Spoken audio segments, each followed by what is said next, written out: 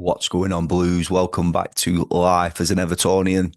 So, Everton are ready to embark on the Premier League USA Summer Series tomorrow. Our first game against Bournemouth. Blues, what are we? What are we going to see? What are we? What are we going to expect from the technically three friendlies over in the USA? Um, I know most of us quite disappointed in terms of how many players have come in, let's say. I think they obviously we're only really looking forward to seeing Barry as obviously, you know, a reserve goalkeeper and number two in Travers, which we've already seen. We know what Alcaraz can do from, the end of last season.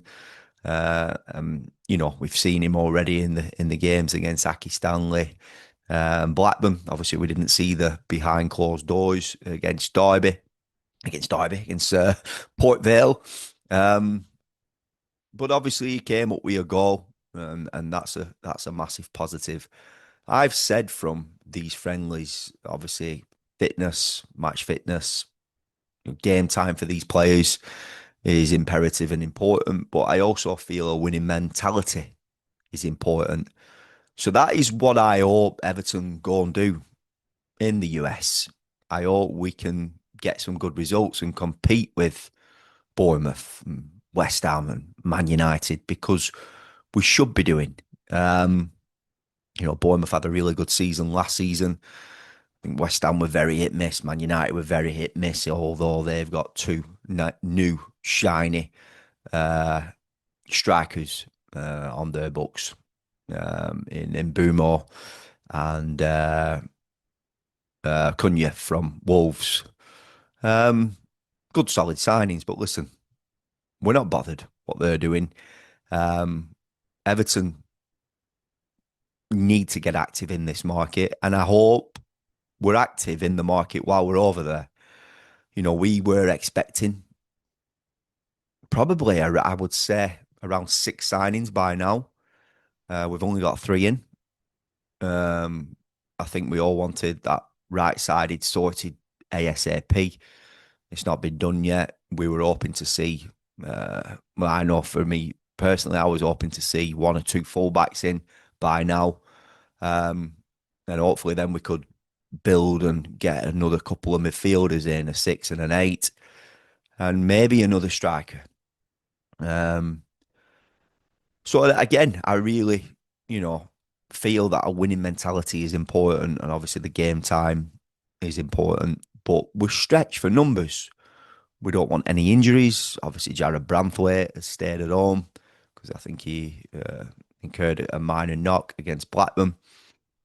We can't afford to be getting injuries at this stage. Um, I think when we've got to the 1st of July, I think we all thought that the floodgates were going to open up.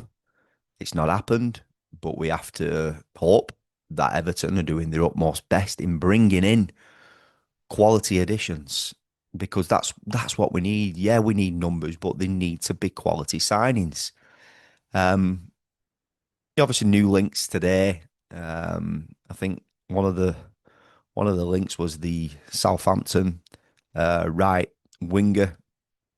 Was it Tyler Diblin? Seen him a couple of times last season. Socks around the ankles. Looks decent. I don't know the amount Southampton are looking to get, but they see him as one of their starlets of the future. So obviously they'd be looking to um, get serious funds for him. I don't know what they're looking for. Then obviously Douglas Luiz, he's gone AWOL. He's not turned up to training. He's going to get fined from Juve. You know, is he looking at options or Everton a big option for him? Jack Grealish, um, Kubo. I don't know. Does it sound like that could happen? Um, Although I know a lot of Evertonians want to see it happen. I'll be honest, I've not seen him. Seen little glimpses on YouTube. I've never seen him play. I know he's meant to be exciting.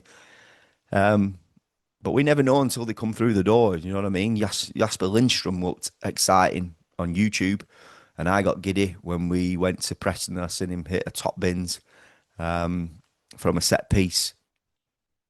It's all about how they can hit the ground running once they come through the door. Um, but obviously, it's been very low on numbers who has come through at this stage. We're going to see Harrison Armstrong. We're going to see the young lads given a chance again. And I think they need to be integrated into the squad now for where we currently are. Um, and it isn't good. I'm trying to stay positive. I think we all are. We're hoping and praying that the numbers come in. You know, we might end this window, although I think there's 4 weeks to go, a bit longer than 4 weeks, because the doors close on the 1st of September. Um, But I guess we're hoping for at least six to come in. I mean, if six came in, that'd be nine.